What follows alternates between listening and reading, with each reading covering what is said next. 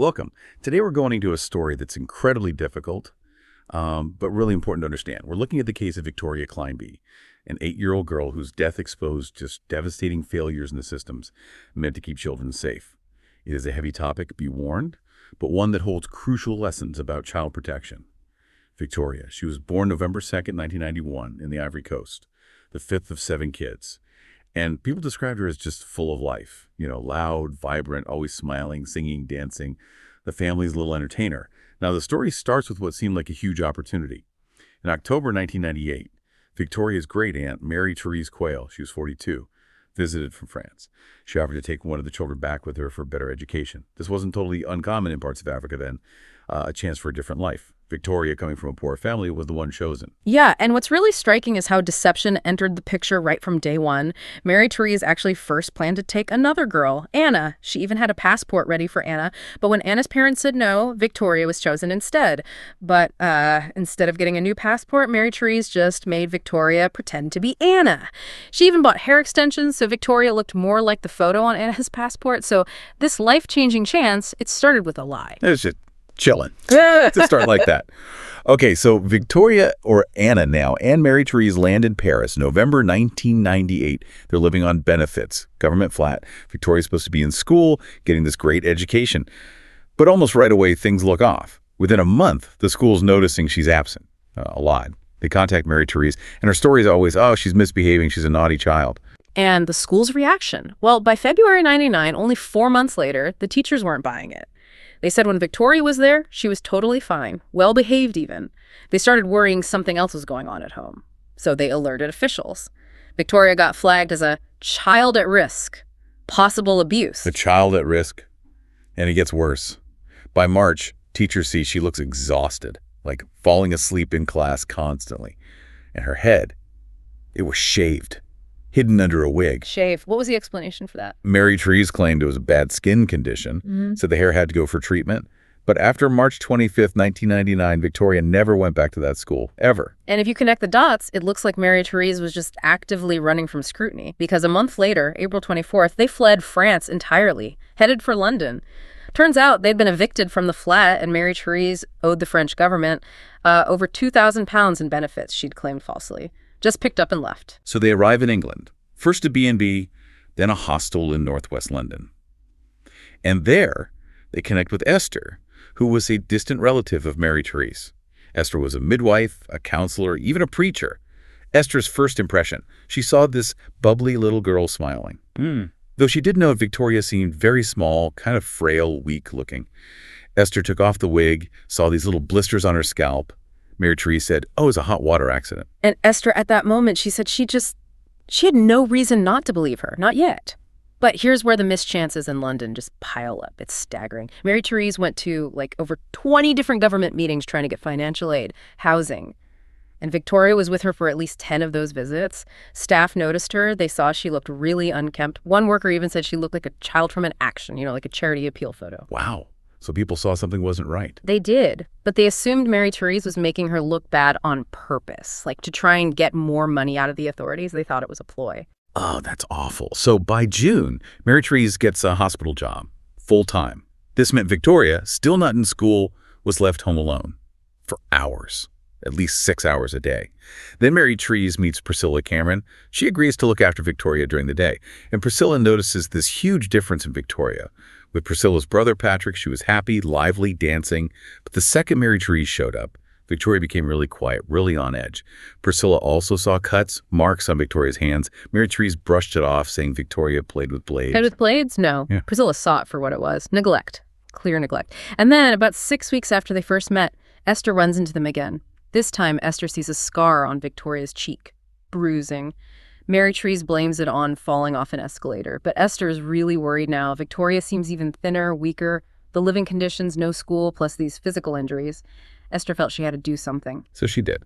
The very next day, she called social services, anonymously, laid out all her concerns, asked for an urgent investigation. Urgent. But 3 weeks go by, nothing. Esther calls again, gets an unhelpful response. That second call didn't even trigger another referral. Yeah, the case details. They finally got put into the system 3 weeks after her first call, just described as unacceptable for a child potentially at risk. The delay was critical. And while all this is happening, or rather not happening, Mary Therese starts seeing Carl Martin, a bus driver, much younger than her. After just 3 weeks, they move into his tiny one-bedroom flat. That was July 6, 1999. The timing. It's just awful, because the very next day, July 7th, social services finally sends a letter to the hostel saying they'll visit on July 14th. Too late. When the two social workers, Lori Hobbs and Monica Bridgman, turn up at the hospital, they're just told they moved. And they hadn't done any background research. They barely knew what they were investigating. Did they try to find him? No. They made absolutely no attempt to follow up. Just put not at this address in the system. Case effectively dropped right there. Unbelievable. And living with Carl Martin sounds like it was even worse. He made it really clear he did not like Victoria, didn't want her there. Yeah. Just a week after moving in, Mary Therese takes Victoria back to Priscilla's house, asks her to keep Victoria because Carl doesn't want her around. Priscilla agrees just for the night. But the Camerons, they see a shocking decline in Victoria's health just in that short time. She takes off her hat and they see fresh injuries, a cut over her eye so bad there was skin hanging off her eyelid, a big burn on her cheek, and just cuts, bruises, scars everywhere, all over this little girl's body. And the most heartbreaking part, they said she was still smiling through it all. So the next morning, Priscilla's doctor, Avril, she's horrified, takes Victoria straight to the hospital. Doctors examine her for 2 hours. They find cigarette burns all over her thighs, huge marks across her back, her legs, like she'd been hit with something repeatedly. The doctors are clear. There's a strong chance these injuries were not accidental. One pediatrician was strongly suspicious. Okay, so doctors see it. They alert social services again. Victoria is admitted to a ward for safety. Social workers talk to her. Victoria says the injuries were self-inflicted, which, I mean, obviously they didn't believe that. But then Mary Therese shows up the next morning, claims Victoria has scabies. And one doctor, Ruby Schwartz, just diagnoses scabies without even talking to Victoria first, based purely on the aunt's word. It's baffling. And then another doctor tells social services, oh, actually, we made a mistake. No need to investigate further. Other doctors suspected abuse. They didn't find scabies. Exactly. Multiple doctors suspected abuse. No scabies were confirmed. But despite all that, she was discharged the very next morning after being admitted. Straight back to Mary Therese and Carl Martin. A single unsubstantiated claim derailed the entire protective process. It's just failure after failure. 9 days later, she's back in the hospital. This time her head is severely scalded, all over.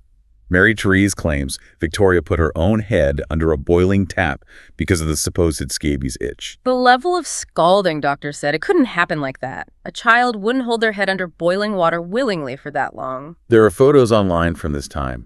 They are so hard to look at. And yet Victoria is still smiling in them, this huge, cheesy grin. Nurses saw how she changed when Mary Therese visited. They wrote it down. Notes described it like master and servant. One nurse saw Mary Therese shout at Victoria, and Victoria just snapped to attention like a soldier. Stood there so scared she wet herself. And another nurse saw a mark on Victoria's side, literally in the shape of a belt buckle. All these signs, all this evidence right there in the hospital. And yet, she was discharged again. Back to them. The case gets passed to Haringey Social Services, to Lisa Arthur Worley. She'd only been qualified 18 months. Way too inexperienced for a case this complex, this severe.